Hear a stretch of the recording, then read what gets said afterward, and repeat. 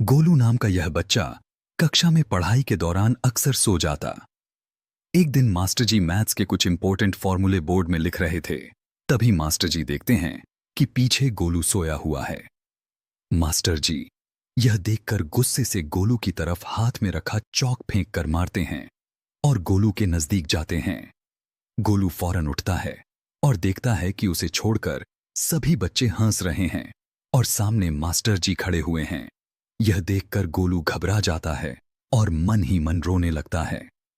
Master जी उस पर बहुत गुस्सा होते हैं और उसे बहुत बुरा भला बोलते हैं और उसे सबसे पीछे मुर्गा बनने को कहते हैं।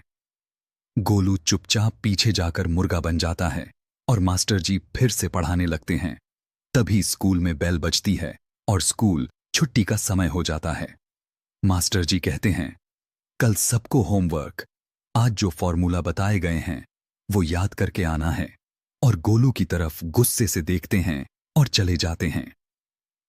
दूसरे दिन मास्टर जी सबसे पूछते हैं, होमवर्क सबका कंप्लीट है या नहीं। तभी मास्टर जी देखते हैं कि आज फिर गोलू सोया हुआ है।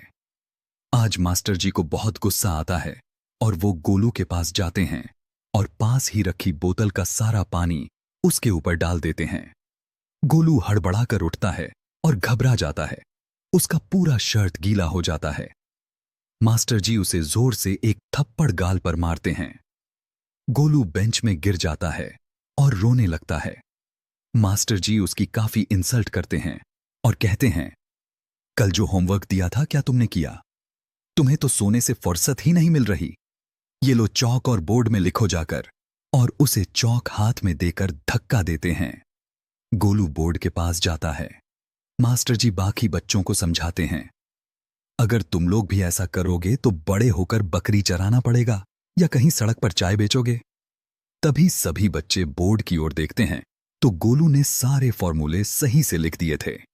मास्टर जी यह देखकर हैरान हो जाते हैं और सोच में पड़ जाते हैं कि यह बच्चा इतना होशियार है तो क्लास में सोने का क्या कारण है।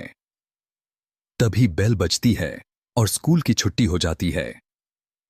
लेकिन मास्टर जी अभी भी उसी ख्याल में डूबे थे। इसी वजह से मास्टर जी गोलू का पीछा करते हुए उसके पीछे पीछे जाते हैं।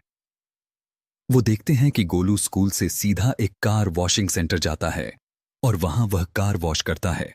वहां उसे कुछ पैसे मिलते हैं। उन्हीं पैसों को लेकर गोलू एक मेडिकल में जाता है और वहां से कुछ दवाई लेता है। फिर घर जाता है जहां उसका बीमार बाप पलंग पर लेटा हुआ है और उसकी छोटी बहन बाप के पैर दबा रही है। मास्टर जी यह सब देखकर भावुक हो जाते हैं और उनकी आंखों से आंसू निकलने लगते हैं। तभी गोलू की बहन कहती है, भैया बहुत जोर से भूख लगी है, सुबह से कुछ भी नहीं खाया। गोलू अब एक गोदाम जाता है जहां बहुत से ट्रक लोड हो रहे थे। मास्टर जी भी गोलू के पीछे पीछे आते हैं। गोलू वहां पर ट्रक लोडिंग करवाता है और वहां से कुछ पैसे लेकर गोलू सीधे एक होटल जाता है। वहां से खाना लेकर गोलू अपने घर आता है और अपनी छोटी बहन को अपने हाथ से खाना खिलाता है। यह सब देखकर मास्टर जी अपने आप पर बहुत पछताते हैं कि मैं इस बच्चे को बुरा भला कह रहा था जिसके पीछे कितनी जिम्मेदारी है। अगले दिन सुबह मास्टर जी क्लास में देखते हैं कि गोलू सोया नहीं है, पढ़ाई में ध्यान दे रहा है, लेकिन उसकी आंखों में नींद नजर आ रही है। मास्टर जी गोलू के पास जाते हैं और उसके बालों पर हाथ फेरते हैं और गोलू को एक बैग देते हैं जिसमें मास्टर जी गोलू के लिए खाना लेकर आए थे। गोलू वो खाना नहीं खाता और छुट्टी होने के बाद गोलू वह खाना अपनी बहन के लिए लेकर जाता है। गोलू जब बैग खोलता है और देखता है तो उसमें बहुत सारे पैसे रखे हुए थे। यह देखकर सभी लोग खुश हो जाते हैं।